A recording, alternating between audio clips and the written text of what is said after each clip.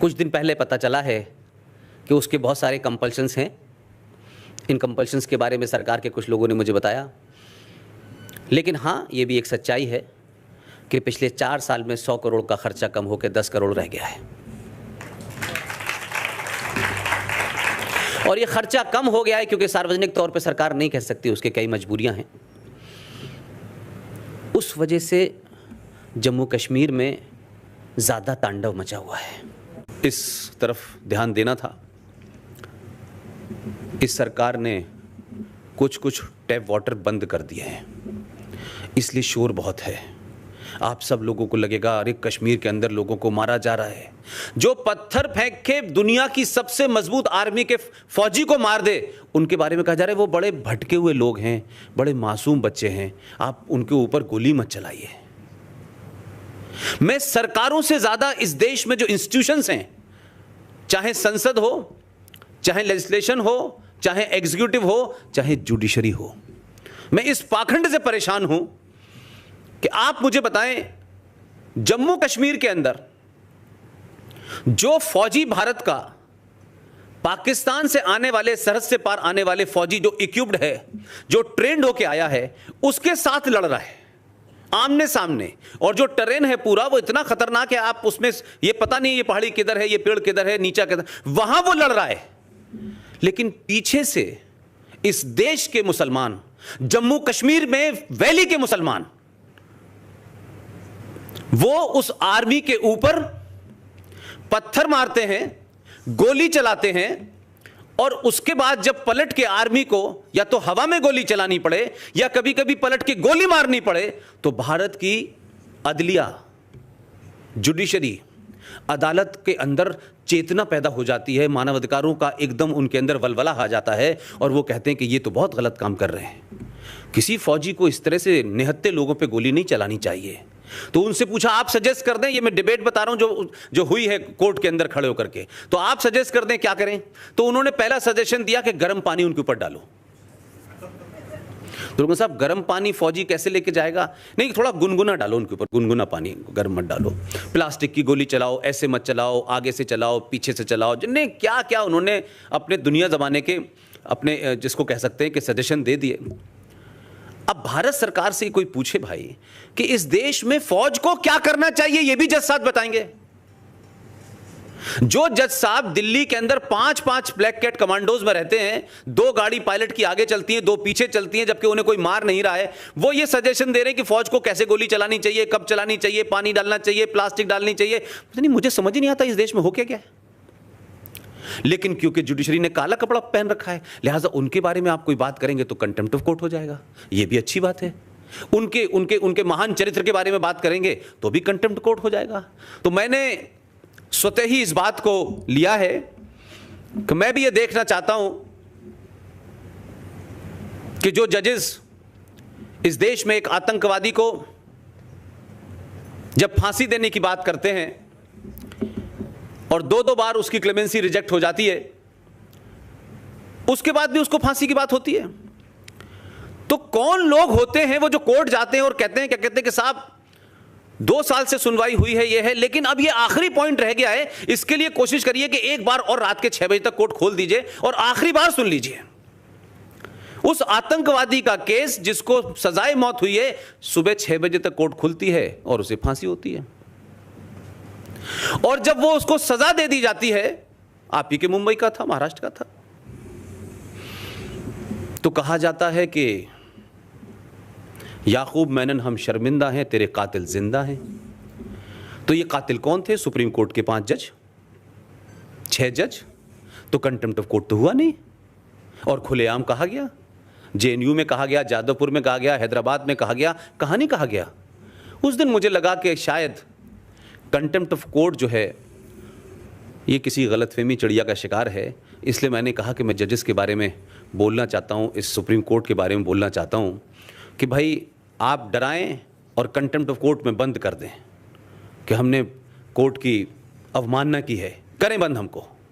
लेकिन कोर्ट इस देश की जो है वो सरकार को काम नहीं करने दे रही है।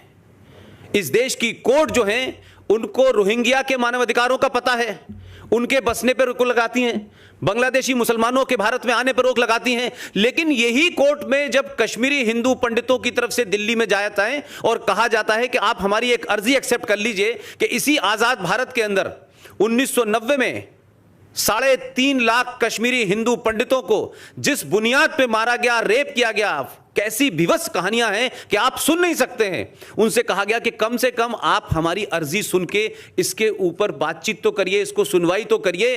कम से कम 3.5 लाख लोग जो वहां से भागे हैं, जिसमें कई हजार मारे गए हैं, कई हजार बेघर हो गए हैं, उसके बाद इतने लोग मर चुके हैं। एक FIR, एक कोई शिकायत तो किसी थाने में दर्ज करा दीजिए पूरे कश्मीर में। आज तक 3.5 लाख कश्मीरी पंडितों में से इतने मारे गए, इतनों का रेप हुआ, लेकिन पूरे जम्मू कश्मीर में एक FIR किसी के नाम की नहीं है, छोटी सी भी नहीं है, एक गिरफ्तारी नहीं है। तो सुप्रीम कोर्ट ने कहा कि 1990 का केस है, अब तो उसके कागजात भी नहीं है हमारे पास। अब इस पे क्या कहा जाए? तो सुप्रीम कोर्ट को मुंबई की दही हांडी की लंबाई कितनी होनी चाहिए इसकी चिंता है। सुप्रीम कोर्ट को महाकाल में कितना पानी चढ़ना चाहिए इसकी चिंता है। जलीकट्टू की चिंता है, धारा 377 की चिंता है। हम कह रहे हैं धारा 370 पे बात करो, वो कहते हैं नहीं 377 पे बात करेंगे। भाई इसकी भी चिंता है उनको। तो क्या सुप्रीम कोर्ट इस देश में एक ऐसी अनार्की पैदा करना चाहती है कि लोग सड़कों पर न्याय करने लगे? क्या मेजॉरिटी जो इस देश की सुप्रीम कोर्ट पे यकीन करती है वो अच्छी है, बुरी है, उस सब पे बात हो सकता है, उस सब के बावजूद भी ये कहती है भाई चलिए सुप्रीम कोर्ट का फैसला है। ये वो सुप्रीम कोर्ट है जिसके कई फैसलों के ऊपर इस देश में अमल नहीं हुआ। सुप्रीम कोर्ट ने पूछा नहीं कि मैंने 6 महीने पहले हमने 3 बेंचेस की जज ने यह फैसला दिया था कि इस देश के मंदिर से, गुरुद्वारों से, मस्जिदों से लाउड स्पीकर को हटा दिया जाए, ये गलत है। वो फैसले के बारे में सुप्रीम कोर्ट ने कभी पूछा नहीं कि इसको इंप्लीमेंट हुआ कि नहीं हुआ। हमारे एक साथी ने अर्जी लगाई कि सरकार आपका जो ऑर्डर था वो देश में उसका पालन नहीं हो रहा। तो इतनी मासूमियत, जिसे मैं मक्कारी कहता हूं, हिपोक्रेसी कहता हूं सुप्रीम कोर्ट की, वो कहते हैं देखिए हमारा काम है आदेश देना, लेकिन इंप्लीमेंट तो सरकार को करना है। लेकिन कुछ कानून तो आप जो है सबरीमला पे तो आप सुबह शाम सुन के इंप्लीमेंट करा रहे हैं, पुलिस को भी डायरेक्शन दे रहे हैं, राज्य सरकार को भी डायरेक्शन दे रहे हैं, लेकिन यहां नहीं करा पा रहे आप। तो ये खास किस्म का एजेंडा है कि कुछ खास किस्म के लोगों को छूट है इस देश में गाली देने की, आज़ादी के नाम पे, लिबरल के नाम पे, माइनॉरिटी के नाम पे, लेकिन बाकी जो कुछ है इस देश में कानून से, रूल से जो चलना है वो इस देश की मेजॉरिटी को चलना है। तो आपने 1990 में जिन कश्मीरी पंडितों को मार के भगाया गया उनके बारे में सुनवाई करने सुप्रीम कोर्ट ने कोई 20 उस पर अब तक हियरिंग हो चुकी हैं। फिर हमारे पास एक संदेशा आता है कि सुप्रीम कोर्ट ने आपकी सारी बातें सुन ली हैं, अब आप जो है हम डेट आपको नहीं देंगे, हम चैम्बर में बैठ के इसका फैसला करेंगे। तो हमने कहा साहब ये भी कर लीजिए। तो चैम्बर में 3 बार बैठ चुके, तो अभी तो फैसला आया नहीं है। मैंने जो उस केस की जो बारीकी है जिसमें आपकी जीत होगी, वो इसलिए नहीं है कि उसमें क्या प्रोविजन है, वो अपनी जगह है, प्रोविजन तो अपनी, हम प्रोविजन के खिलाफ नहीं लड़ रहे। हमने सिर्फ इतना सुप्रीम कोर्ट में एक पेच डाला है कि क्या सुप्रीम कोर्ट ये मानती है कि भारत का राष्ट्रपति कोई आदेश दे वो संविधान का हिस्सा बन सकता है? अगर बन सकता है तो मान लीजिए, ये हो नहीं सकता। और हमने कहा कहीं ऐसा नजीर मत डाल दीजिएगा कि हामिद अंसारी जैसे लोग राष्ट्रपति बन जाएं किसी दिन इस देश के। वो कौन सा आदेश देंगे इसका अंदाजा है आप लोगों को कि कैसे कैसे आदेश देंगे। अब सुप्रीम कोर्ट के सामने समस्या यह है कि अगर वो इसको मने करती है तो ये फ्लड गेट खुल जाएगा कि कल राष्ट्रपति आएगा, वो भी कोई बयान दे सकता है, संविधान का हिस्सा बन सकता है। फिर दोनों सदनों की क्या जरूरत है? फिर तो राष्ट्रपति से आदेश दिलवाइए, कानून बनाइए। वो ये कह नहीं सकती। और आप देखिए कि बड़े बड़े फैसले देने के, सबरीमला में पूरे राज्य के अंदर आग लगी हुई है, आपने वो स्थिति और वो तमाम सारे, वहां चिंता नहीं हो इसको, लेकिन इस फैसले को देने में सुप्रीम कोर्ट अगर मगर चुनाचे, ये नुक्ता यहां लगाना है, ये जेर यहां लगाना है, ये जबर यहां लगाना है, इतने हिज्जे कर रही है भाई कि हिचकिचा रही है। हमने कहा फैसला दे दीजिए, लीगल मामला है। लेकिन अब मैंने सुना है कि कुछ लोग जम्मू कश्मीर चले गए हैं, वर्दी वाले लोग, सरकार ने भेज दिया है कि जो लोग तिरंगा न उठाने वाले हों, जो जलाने वाले हों, जो 47 जैसा माहौल बना रहे हों, उनकी तैयारी कर दी है सरकार ने इस बार।